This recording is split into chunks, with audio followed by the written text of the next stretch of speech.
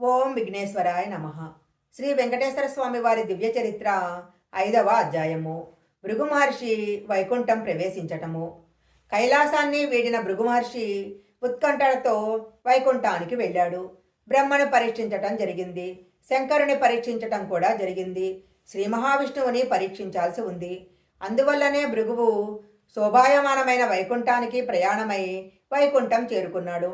అక్కడ శ్రీ మహావిష్ణువు ఉండే సొగసైన సుందర మందిరాన్ని ప్రవేశించాడు. ఏమి ఆ లక్ష్మీనారాయణుల దివ్య స్వరూపాలు! శ్రీ మహావిష్ణువు శేషపానుపై టీవీగా పవళించి ఉన్నాడు. పవళించి ఉన్న శ్రీమన్నారాయణుని పాదకమలాలను లక్ష్మీదేవి తన కరకమలాలతో మెల్లమెల్లగా ఒత్తుతున్నది. హృదయమున భృగు మహర్షి నారాయణ స్మరణ చేశాడు. ఒక్కసారిగా శ్రీమన్నారాయణుని చెంతకేగి అదురు బెదురు లేకుండా శ్రీ మహావిష్ణువు యొక్క వక్షస్థలం మీద కాలితో తన్నాడు.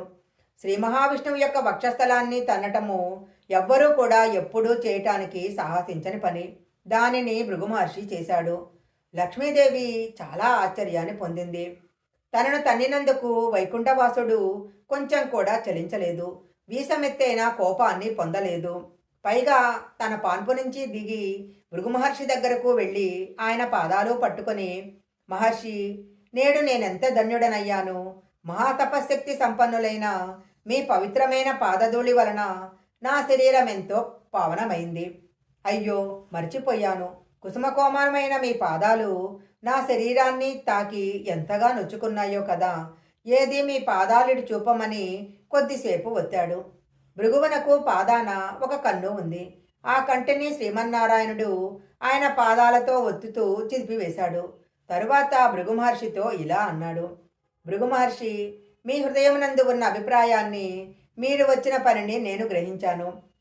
మీరు ఏ పని నిమిత్తము నా కడకు వచ్చారో ఆ పని పూర్తయినందుకు నాకు చాలా సంతోషంగా ఉంది. ప్రశాంతమైన గంభీరమైన శ్రీ మహావిష్ణువు యొక్క పలుకులు భృగు మహర్షిపై అమృతపు చినుకులలా ఉన్నాయి. పాదముల యందు కన్నుపోయిన పిదప భృగువునకు ఏదో నూతనమైన అనుభూతి కలిగింది. శ్రీ మహావిష్ణువు యొక్క పరమశాంత స్వభావానికి భృగువు చాలా ఆనందపడ్డాడు. శ్రీ మహావిష్ణువు ఎంత సాత్వికమూర్తి! ఎన్ని శక్తి సంపదలున్నా తన వక్షస్థలాన తన్నినప్పటికీ కొంచెం కూడా మాట్లాడకుండా దూషించకుండా ఉన్నాడు. పైగా నా పాదాలకేమైనా నొచ్చినదేమోనని నొచ్చుకుంటున్నాడు.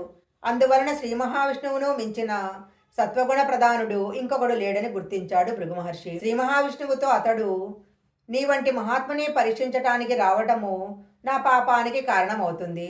ఈ పాపము ఎన్ని జన్మలెత్తినా పోవునా తీరునా నా తప్పును క్షమించవలసిందిగా, నన్ను రక్షించవలసిందిగా కోరుతున్నా అన్నాడు. శ్రీమన్నారాయణుడి ముఖము నుంచి చిరునవ్వు వెన్నెల కురిపిస్తూ, కన్నుల నుంచి దయను బెరిపిస్తూ, భృగు మహర్షి, నీ హృదయం నేనెరుగనిదా? మీ పరీక్ష వలన మా గొప్పతనము ఇంకొకసారి రుజువైనది, అంతే కదా. అందువలన మీకు ఇది పాపదాయకము కాదు. నీకు శుభమవుతుంది. నీకు లోక కళ్యాణ కారకత్వము కలుగుతుంది. వెళ్ళిరమ్ము అని కటాక్షిస్తూ పలికాడు. నారాయణుడు కరుణించగానే భృగు మహర్షి అమ్మయ్య అనుకొని భూలోకానికి హుటాహుటిగా ప్రయాణమయ్యాడు. శ్రీ వెంకటేశ్వర స్వామి దివ్య చరిత్ర 5వ అధ్యాయం సంపూర్ణం.